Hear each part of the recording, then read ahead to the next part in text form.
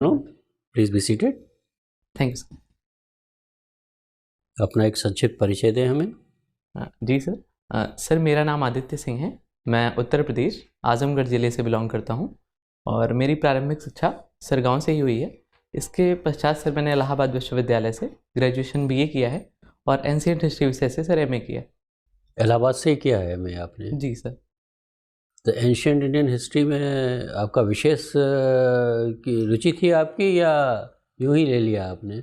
नहीं सर, रुचि थी मेरी एंशिएंट हिस्ट्री विषय में। अच्छा, एक ये बताइए आदित्य, प्राय हम लोगों को सुनने में मिलता है कि हड़प्पन सिविलाइजेशन प्रीसीड किया आपको आर्यन सिविलाइजेशन को। पहले हड़प्पन सिविलाइजेशन आया, फिर आर्यन सिविलाइजेशन आया, जी। ठीक है ना?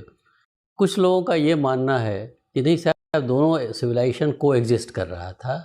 कुछ लोगों का मानना है कि नहीं साहब, ये जो थियरी है कि आर्यन सिविलाइजेशन हड़प्पन सिविलाइजेशन पहले आया, ये थियरी अपने आप में एक बहुत ही कंक्लूसिव थियरी नहीं है।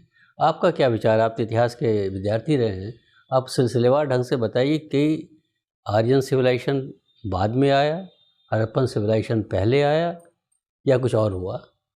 जी सर। तथ्यों के बेसिस पर आप हमें बताएं कि क्या आप मानते हैं कि पहले हड़प्पन सिविलाइजेशन आया, उसके बाद आपको आर्यन सिविलाइजेशन आया, जी इंडो सर। आर्यन सिविलाइजेशन जिसकी बात करते हैं?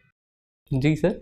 अगर हम हड़प्पा काल को देखते हैं तो जो हड़प्पा सभ्यता है सर, ये एक नगरीय सभ्यता है और इसका काल अगर जो निर्धारण किया गया है सर, वो 2600 ईसा पूर्व से लेकर के 1900 ईसा पूर्व तक माना जाता है। लेकिन अगर सर भारत में आर्यों का आगमन देखते हैं तो उसके लिए वो जो आर्य सभ्यता है सर, वो एक ग्रामीण सभ्यता है और इसका जो आगमन माना जाता है सर भारत में, वो लगभग 1500 ईसा पूर्व का है। तो जो हड़प्पा सभ्यता के पतन और आर्यों के आगमन का सर जो गैप है, वो लगभग 200 से 250 वर्षों का अंतराल है।